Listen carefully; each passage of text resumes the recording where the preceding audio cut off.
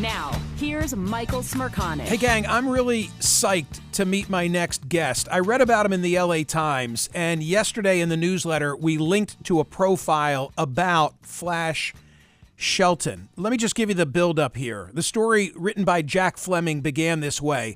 On a winter morning in Woodland Hills, the squatter hunter slowly approaches a posh two-story home dressed in all black, armed with a Glock 26 pistol, stun gun, pepper spray, and baton. His body camera is on. His two-man squad lurks behind him. They've spent 4 days in surveillance learning the habits of the man squatting inside.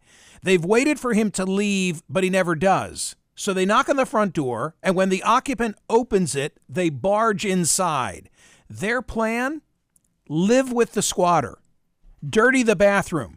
Take the best spot on the couch, commandeer the TV remote, blast music, drink his coffee, eat his Cheetos, out-squat him, and film it all for YouTube. As the body camera footage shows, the team starts installing Ring cameras throughout the home to document every interaction. The squatter hunter, Flash Shelton, hands the man a lease with Shelton's name on it.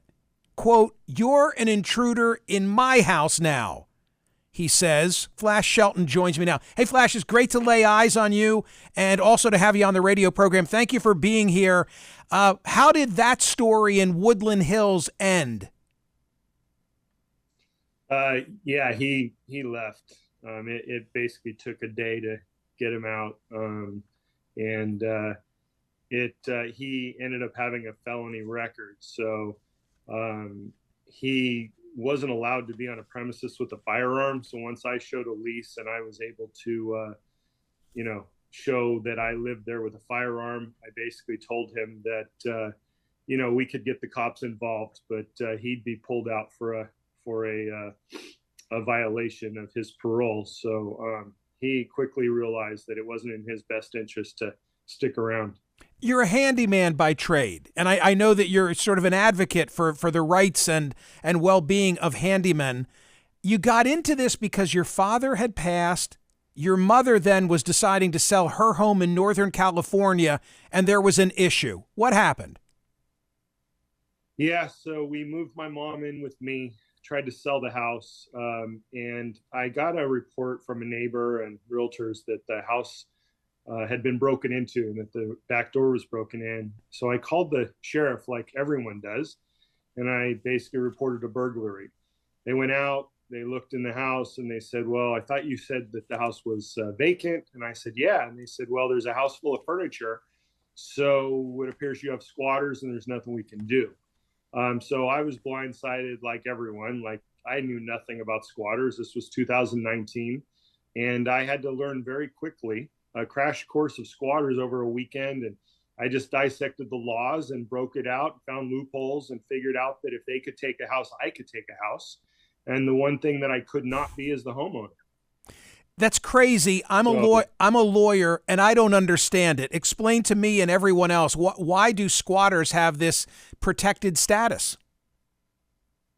Because the lines are blurred between squatters and tenants. And, squatters and squatter rights, squatter laws that initially started in the 1800s, they were undesignated land. It was designed for settlers to be able to settle on the land, stay there, and then move on to the next. And then if somebody else was to settle on that land, they could claim ownership going through a process. Now it's residential maintained properties, which was never the intention. So my goal in changing these laws is to make it illegal, a criminal act, to settle basically on a residential maintained property. That excludes, abandoned buildings or abandoned houses or something. But as soon as ownership is claimed, a squatter should basically need to vacate immediately, or they should be prosecuted for trespassing, burglary, or whatever you want to say. It's unfortunate that these lines are blurred, giving them protections and making it a civil matter, just like a tenant would have those rights. So law enforcement, their hands are tied. It's not their fault. Matter of fact, they support me. Every department I work with, they, it's handshakes and high fives. They really support a law change because they didn't sign up for their job to have to just walk out with their tail between their legs and not do anything. So we need to differentiate between, and you're doing a good job so far in explaining the difference, the squatter, which is what you deal with, versus the tenant. And there have been a number of cases that have been in the news recently, including the woman in Brentwood, 570 days, and she was refusing to get out. But she was in the tenant category, right? Like I could not have engaged you to get rid of her. Well, ironically, I was on my way up to interview her when she left. So I was the first one on the scene. I was the first one to go in and take pictures and shoot video of the guest house that she moved out of. That's kind of like a gray area, but you're right. At one point, she was a tenant of Airbnb. And, so it was in that situation, I would have intervened and my tactics will still work because I'm not literally forcing them or kicking them out. I'm in states that allow subleasing where it's legal, then I could literally sublease. They could lease it to me and I could move in. But I was intending on interviewing her and then they abruptly left. Like literally I was in the car on the way up the hill. And but yeah, and that's another issue. Airbnb is being used for squatters to enter homes. So Airbnb, I'm trying to bring awareness to that and force Airbnb to have more of a screening process. So tell me the drill, okay? There's a situation where the squatter or squatters will not leave. You get engaged. You come in with others. What are you prepared to do? Yeah, it's first of all, like you had mentioned, I have to assess the situation. So I'll do a Zoom consult with the homeowner. I'll get a lease for every property so that I have a legal right to be on the premises. And then, if we find that squatter is leaving and going his daily life and going to work and stuff, then we'll do a lockout and we'll force him to try to fight to get back in the courts versus, having the homeowner to fight in courts to get him out. If they're not leaving, then, we'll be prepared to enter the house whichever way possible. I mean, if that means, shutting breakers off and when they come outside to turn them on, we, slip in the front door, different ways. But once we get in, it's mainly about like we set up cameras. And to start off, the very first thing I do is I ask them if we can have a civil conversation. And we sit down and we do what I call is a squatter intervention. We'll sit down and basically I'll just lay it out for them and tell them, look, we're putting cameras up. Your life right now basically is a reality show. I'm going to expose you where you are, what you're doing. And the next time you try to lease a property, they're going to think twice about renting to you. Okay, but then what? So they don't leave, and now get to the part where you're using the bathroom, eating the Cheetos, and grabbing control of the remote. Yeah, I mean that's basically it's going to be typically it's worked, but yeah, it's going to be sometimes making fun of it, sitting on the couch and pouring a box of their cereal over basically all over me or whatever, or just kind of just showing them that, hey, we're going to be intrusive and your life is not going to be the same. The LA Times in the profile for you interviewed a tenants' right attorney who said that he advises against using your services. Quote, it sets the stage for violence, even if there's not a legal risk. When you're invading somebody's living space, there's always the potential for physical conflict. You say what to that? Well, first of all, he's an attorney that represents these people. So, as far as I'm concerned, they are the bottom dwellers. These attorneys are charging nothing to the squatters because they're extorting the homeowners for a payoff. So it's, in most cases, squatters aren't paying the attorneys, but the homeowners are the ones that have to pay attorneys. So, as far as that goes, it's, we're very prepared. I know who I'm going after. I've already done a background screening on them. I've checked everything out and we're prepared. So, I'll have up to 6 guys behind me. And, And you're right, but the key element for me is surprise. So if I surprise them, they're not ready. They're caught off guard. And when I show up with a bunch of cameras and a bunch of guys, people pretty much just it's very intimidating. We look like SWAT. We're all dressed in black. Flash, So, yeah, it hasn't been violent at all. How prevalent is this? I mentioned the Brentwood story, and I get it. That was a tenant, Airbnb. You said gray area.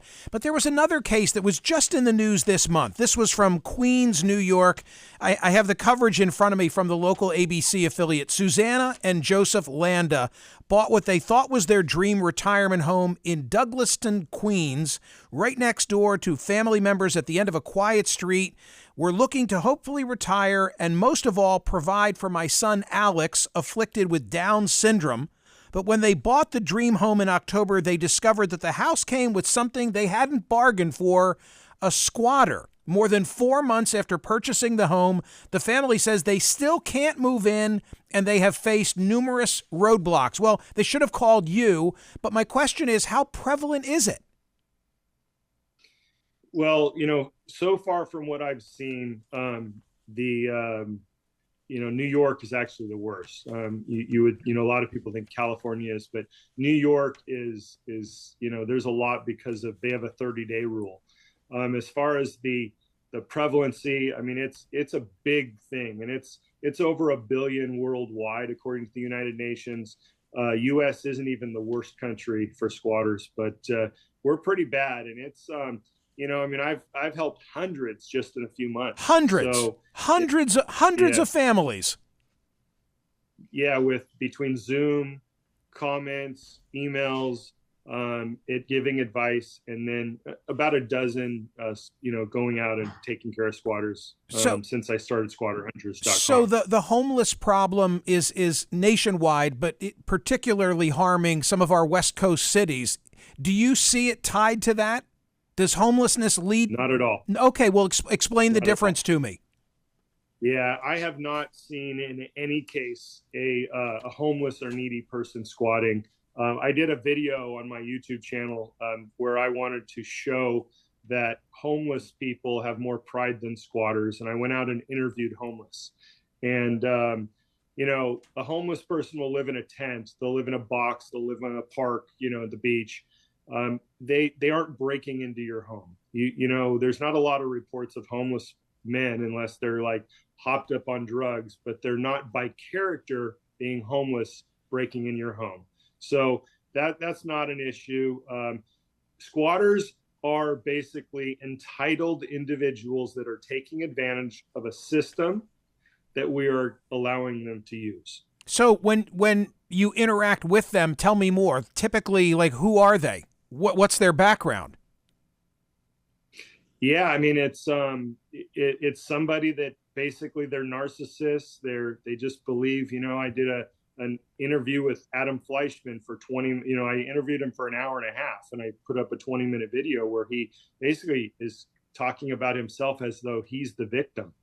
And so it's just a lot of victimology, like the world owes them, and that they have rights. And, so it's just kind of, it's entertaining, but sad at the same time to watch and listen to. Has any of it gotten violent for you or any of the people that you take with you? No, it has not ever gone violent so far. Knock on wood, and yeah, there has not been any violence. The only one that I, so far that I just didn't know is the title of the video is "Crazy Woman Caught in the Dark." There had been reports, and her boyfriend actually did an interview with me where he said she stabbed him in the back. So like literally. So I didn't know how she was going to react, but it's pretty blinding when I come up on someone with a bright light and they can't even see me. They don't know who's behind me. Flash Shelton. By the way, can I say perfect name for the gig that you now have? Yeah, that's it just kind of worked out that way. I was Coach Flash for 26 years, and now Flash, the squatter hunter, works pretty well too. Flash, I wish you all good things. Nice to meet you and nice to hear the story. All right. I appreciate it, Michael, and thanks for having me on. Thank you, sir. Flash Shelton, the squatter hunter, ladies and gentlemen. Hopefully you don't have need TC for his services at any point in the future. Well, now I know exactly who I will call because that's extraordinary. Right.